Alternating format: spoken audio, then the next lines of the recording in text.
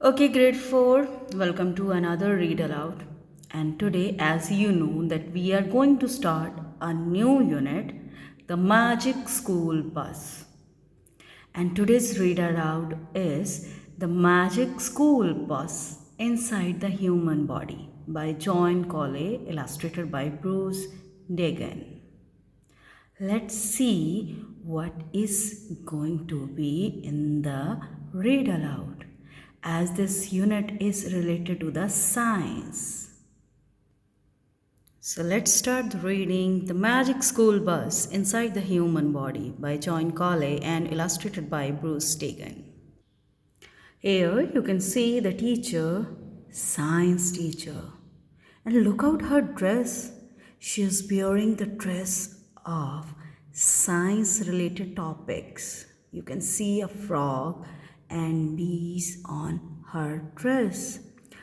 Her name is Miss Frizz. We are going to learn about ourselves. This should interest you, Arnold. It all began when Miss Frizzle showed our class a film strip about a human body. We knew trouble was about to start because we knew Miss Frizzle was the strangest teacher in the school. I can't take pressure.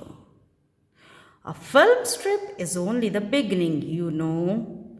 Yeah, I bet she has the books about this too. When's recess? Your wonderful body. Students are waiting for the recess. The very next day, the Frizz made us do an experiment on our own bodies.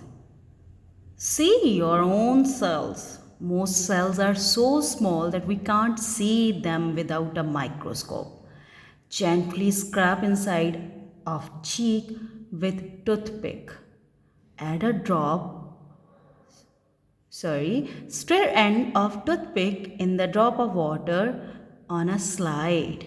Add a drop of iodine solution to color cells. Look at slide under microscope. See your cells. Oh, weird. Your body is made up of cells by Rachel. Your body seems to be all one piece, but actually, it is made of trillions of tiny pieces. My body is made of trillions of cells. So is mine. Then she announced that we were going on a class trip to the Science Museum. We are going to see an exhibit about how our body get energy from the food we eat. Your cells need energy to help you grow, move, talk, think and play.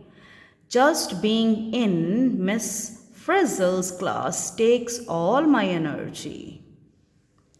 Different kind of cells have different jobs by George Ree. Lung cells help you breathe and muscle cells help you move. Brain cells help you think. The trip started out like any other trip. We rode to the museum in the old school bus. Along the way, we stopped at the park for lunch. Look at the dress of Miss Frizzle. Your tongue is covered with the thousands of taste buds by Arnold. Different parts of the tongue have taste buds that different distinctly flavors. Bitter, sour, salt, sweet. You can see the tongue here. Leftover fish sticks. Egg. I'll trade you these terrific fish sticks for that horrible peanut butter and banana sandwich. Forget it. Take a look at her shoes. Please, I'm eating. When it was time to go, everyone got back on the bus. Everyone but Arnold. He was still at the picnic table, daydreaming and eating a bag of cheesy Wheezies. When you eat, your body digests the food so your cells can use it to make energy. Your body needs good food. by Camon for high energy and good growing power. You can see here fresh fruits, milk, milk products, vegetables, whole grain, all the things you need. A science word, digestion. Digestion comes from a word that means to divide. When food is digested, it is divided into smaller and smaller parts. Hurry up, Arnold, called Miss Frizzle. She reached for the ignition key, but instead she pushed a strange little button nearby. Arnold, really out to lunch, is still eating. At once we started shrinking and spinning through the air. From inside, we couldn't see what was happening. All we knew was that we landed suddenly. Gulp! Hey, where's the bus? And then we are going down a dark tunnel. We had no idea where we were. But as usual, Miss Frizzle knew. She said we were inside a human body, going down the esophagus, the tube that leads from the throat to the stomach. Most of us were too upset about leaving Arnold behind to pay much attention. Where's Arnold? He got left. That's what happened when you eat junk food. I thought we were going to the museum. There's been a slight change of plans. We were being digested instead. Food goes to your stomach through the tube. The food does not just fall down, it is pushed along by muscles actions. The way toothpaste is squeezed out of the tube, that's why you can swallow even you are upside down. See, food is going down through the tube in your stomach. Why does your stomach groan? By Phil. Sometimes your stomach churns when there is not much food in it. Then the gases in your stomach make a gurgling sound. We are now passing into the stomach, said Miss Frizzle. It wasn't exactly quiet in there. The walls of the stomach moved in and out, churning and mashing the food into a thick liquid. The bus was turning round and round, and digestive juice splashed the windows. Now we knew how it felt to be a hamburger. Your stomach is like a built in food processor. Gurgle. Roll up your windows, children. Yuck.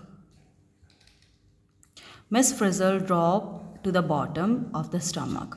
We'll drive through this opening to the small intestine, she said. In the small intestine, food is broken down into molecules. Molecules tiny. And molecules tiny parts that are the part of foods enough for the body cells to use. I wanna go home, but this is educational. Does education have to be this messy? I don't feel so good. Maybe it was something I ate. Poor kid. The small intestine was a coiled up hollow tube. The inner walls of the tube were covered with tiny fingers called villi. In the villi are tiny blood vessels. Food molecules are taken into these blood vessels, said Miss Frizzle. Once the food is in the blood, it can travel all over the body. We felt ourselves getting even smaller, and Miss Frizzle started driving into one of the villi. She was going straight into the blood vessel. Now here, intestine coiled up.